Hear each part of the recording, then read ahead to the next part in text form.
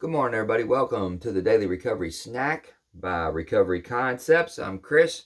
Welcome. Glad you're here on this beautiful Wednesday, May 13th. Hump Day, everybody. Giddy up. Giddy up.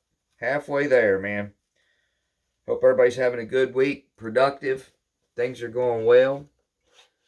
Not a lot going on here. Just working, doing my deal, doing the thing, getting up, getting after it. Trying to do what I'm supposed to do and not do what I'm not. Keep it real simple. Real simple for me works, or so it appears. Better than all my old ideas. All right, let's see what we got here. May 13th. Quote from Carolyn Sherwin Bailey. The fact that she had a nut for a head did make new ideas difficult for her to grasp. I got to read that again because I'm confused. The fact that she had a nut for a head did make new ideas difficult for her to grasp. I'm a little lost on that one, but that doesn't happen that often out of this book, so we're going to continue. In recovery, we talk a lot about feelings, but not so much about thinking. During our active addiction, we were controlled by our feelings. Our thinking started to bend around our feelings in our addiction, and we became deluded by our addiction. We lost our ability to think clearly about our own lives. We became an expert at the twisted logic of the addict. In recovery, we are learning once more to think clearly. We know that it's important to face our feelings, but not let them run our behavior and lives. So how can we learn to think clearly again? It helps to have help. We get help by talking with others about what we are thinking. We answer questions such as, what exactly is the problem? Why is it a problem? What is the best thing that could come out of it? What are all my choices about what to do? Which of these choices fits with my values and beliefs? Which decision would support my sobriety? Prayer for the day. Higher power, help me think before I act. Ooh. Help me stop hurting myself and others by acting too quickly. Today's action. Today I will write down one issue or problem I want to understand better.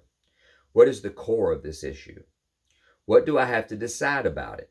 I will talk with my sponsor about the issue and my thoughts so far. Man, I love that. I love how this thing breaks it down, man. It just breaks it all the way down. What is my problem? We answer questions. What exactly is the problem? Why is it a problem? What is the best thing that could come out of it? What are my choices? All of my choices about what to do. Which of these choices aligns with my values and belief, and which decision would support my sobriety? Higher power, help me think before I act. There's a big one. There's a big one. Help me stop hurting myself and others by acting too quickly. Man, I don't know about y'all, but back in the day, I was a reactionist, man. It was something occurred, bam. I was on it. I did something. Something happened, I did something else. Something happened, I reacted. Something happened, I reacted. During my group, sometimes the question comes up about thought processes not that dissimilar from what they just read. And I try to convey sometimes, the only thing I don't have a lot of book education. I have real world experience, and it is, there's not a lot of plaques on the wall, but there is absolute value in what I've been through, especially with the amount of times that I failed. I believe there's value in that now because I've learned clearly more than anything what not to do. I've figured that out real clearly, and over time I have come to understand that this thing that 12-step recovery put together, it works in my life. It works in my life. But what that's talking about is slowing down a little bit, is what I hear. Trying to slow down a little bit, trying to decipher what is actually going on. Why am I feeling the way that I'm feeling? What is this about? And the crux of all of that is to stop long enough to figure out, how can I not hurt others or myself as I process this possibly uncomfortable thing. And I talk in my group sometimes about practicing the pause. I was such a boom, bam, boom, bam, person. My sponsor obviously picked up on that early. He watched me, he saw me, he learned me, he calmed me, he helped me as our relationship grew from the beginning. And he talked a lot about that. And I have two other mentors I can think of specifically that talked about that a lot. Is just slow down, Chris. Just slow down. When something happens, good, bad, or indifferent, the first thing I want you to do is nothing. Pause. Practice the pause. Stop. If somebody's not coming at you with a frying pan or a knife, you have no need, no absolute need that you have to do anything, way more times than not, that you have to do anything immediately. You're just used to doing that. And maybe that doesn't give you the time to go all the way through and think of the right thing to do, the healthy thing to do. You're a person of action. Literally speaking, something happens and then you start happening. And they suggested to me to start calming down, stopping, and be literal about it, be intentional about it. To stop. The first thing you do, stop. Pause. Think about this. And that was hard. For me anyway, that was extremely hard. Because I was an absolute master thinker.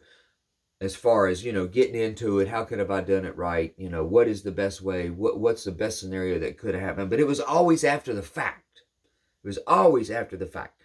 The damage, or sometimes, the completion of whatever, and it wasn't always damage, but a lot of time it was, had already occurred because whatever was happening, I just immediately, boom, followed it up. Boom, followed it up.